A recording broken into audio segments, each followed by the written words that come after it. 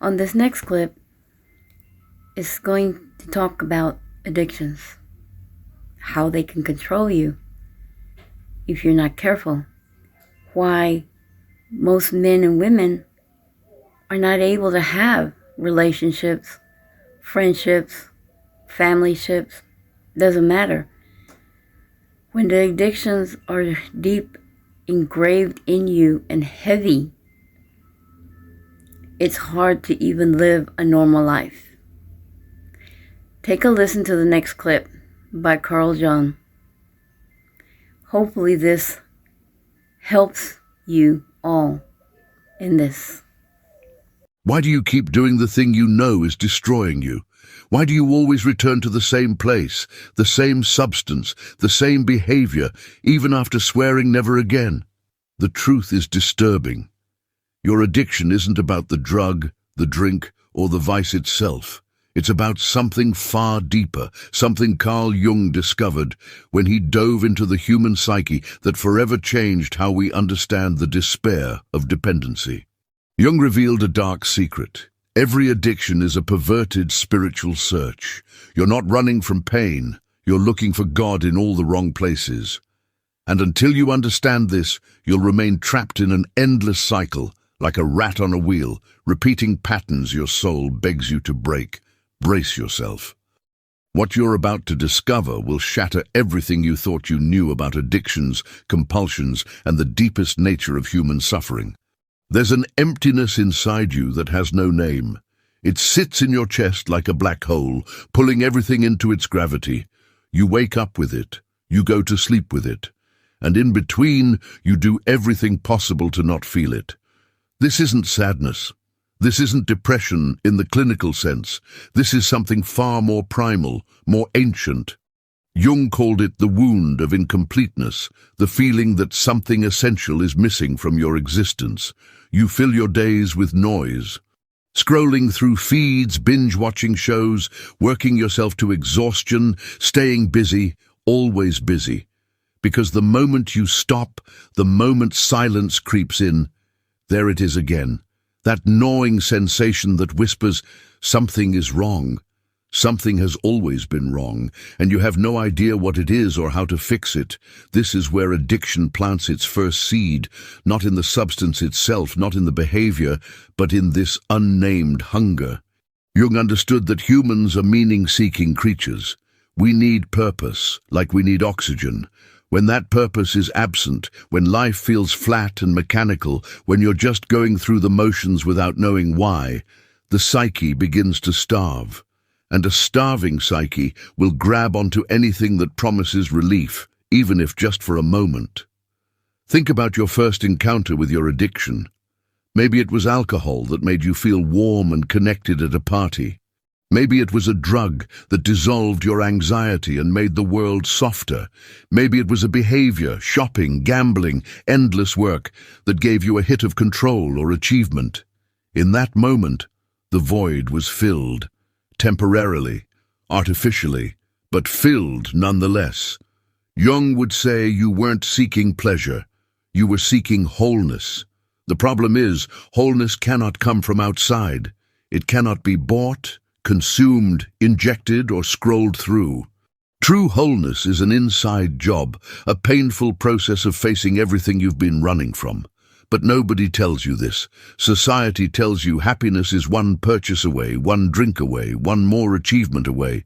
So you keep reaching outward, trying to solve an internal crisis with external solutions. The void grows wider with every failed attempt. Fades each time the temporary relief wears off. You're left more hollow than before. Because now you've tasted what it feels like to not feel the emptiness, and going back to it becomes unbearable. So you need more frequency, more intensity, more of whatever brought that fleeting sense of completeness. Here's the cruel part.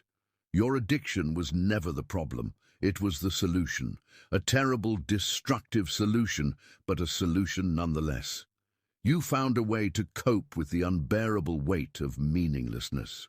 Jung saw this clearly in his work with people struggling with alcohol.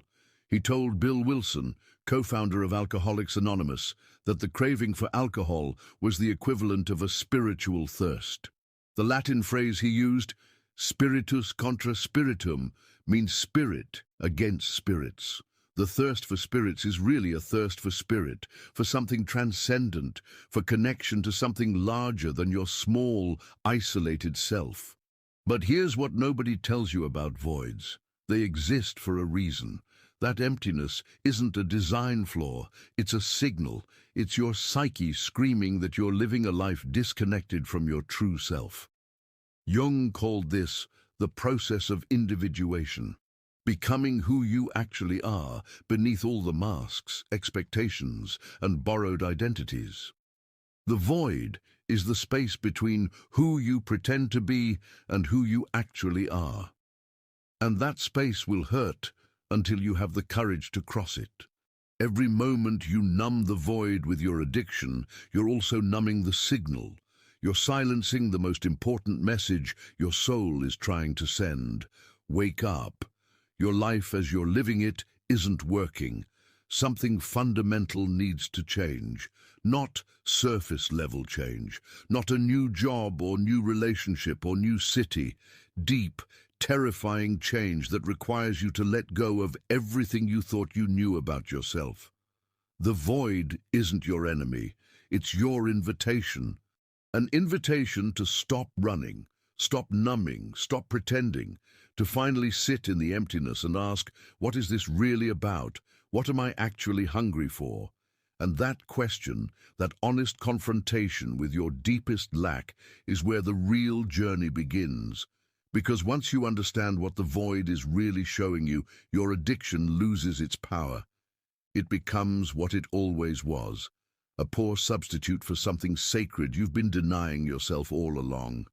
Understanding the void leads directly to recognizing what you're actually searching for. Jung didn't see addiction as moral failure or weak willpower.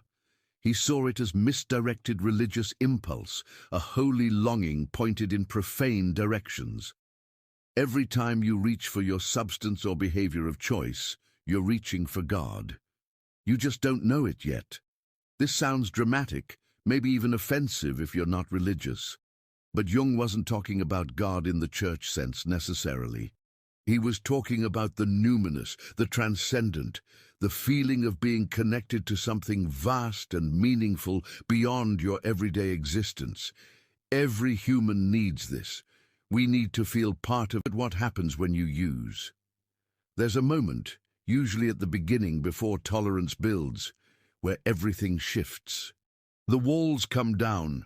You feel connected, present, alive. Colors are brighter, music moves through you differently, conversations feel deep and real. You're not trapped in your anxious, overthinking mind anymore. You're here, now, experiencing life without the constant filter of worry and self-judgment. That's the spiritual experience you're chasing. That's the glimpse of what Jung called the self, with a capital S, the totality of who you could be if you weren't so fragmented and defended. Mystics throughout history have described similar states through meditation, prayer, fasting, ritual. Your addiction is giving you a chemical shortcut to what saints and sages spent lifetimes pursuing. No wonder it feels so good. No wonder you keep coming back. But here's the catch. Real spiritual experience changes you. It integrates into your life and makes you more whole, more capable, more connected. The fake version, the chemical version, does the opposite. It fragments you further. It creates a split between the transcendent moment and your actual life.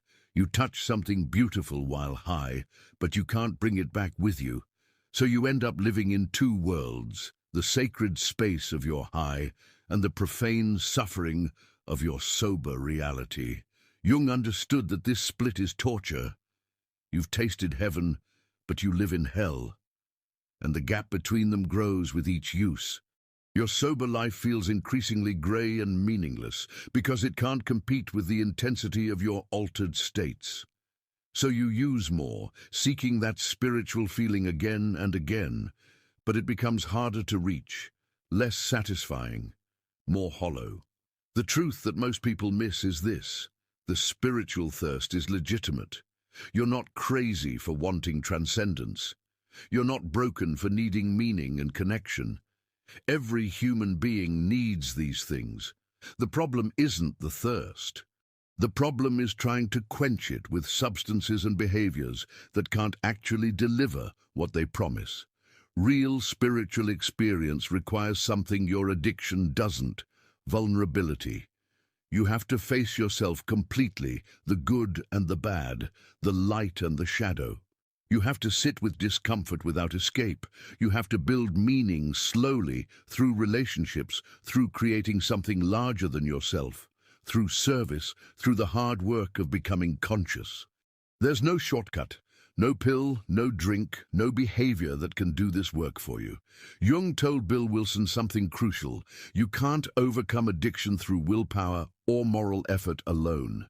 You need a spiritual awakening. You need to find a real connection to something transcendent that fills the God-shaped hole inside you. Trying to solve a spiritual crisis with material solutions, and it will never work.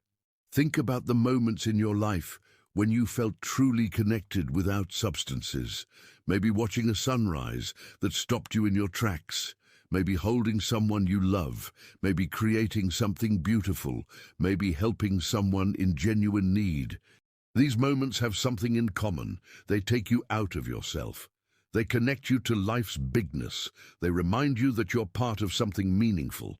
Your addiction promised these moments on demand, but it lied. What it actually delivered was a shadow version, a simulacrum of connection that left you more isolated than before. Because real connection requires presence, and addiction is fundamentally about absence. Absence from yourself, from others, from reality itself. The path forward isn't about destroying your spiritual thirst. It's about redirecting it towards sources that can actually sustain you.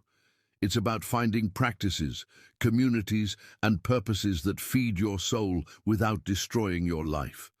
It's about learning that the sacred exists everywhere if you're willing to slow down and pay attention. You don't need to get high to feel alive. You need to get real.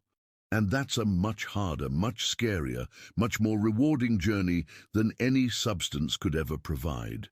By the way, if you're curious to go even deeper and integrate your shadows and light, check out the Sim Method ebook.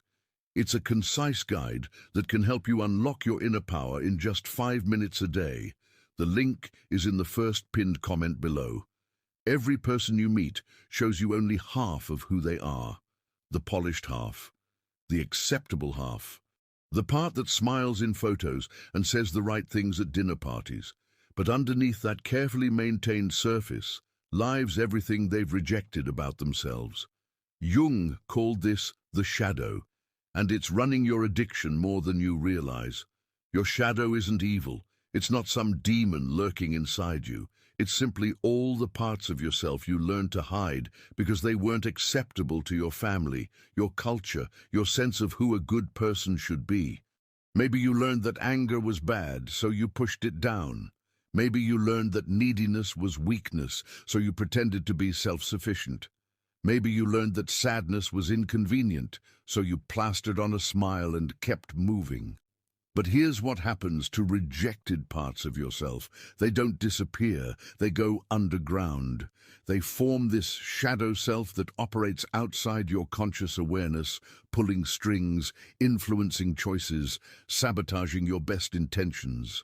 And addiction is one of the shadow's favorite tools because it lets you express what you can't express directly.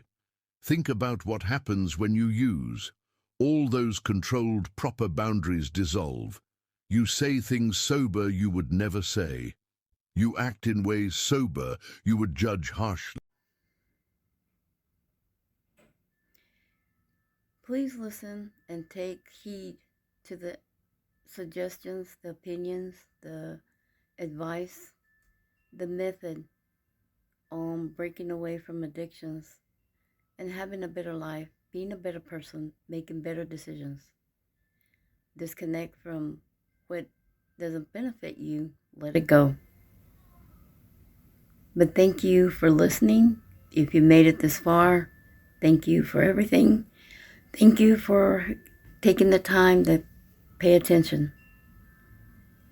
Because nowadays, the attention span is really, really short. And those are the people that will never do anything good in their life. They will never benefit themselves, much less anybody else. So, thank you for being here.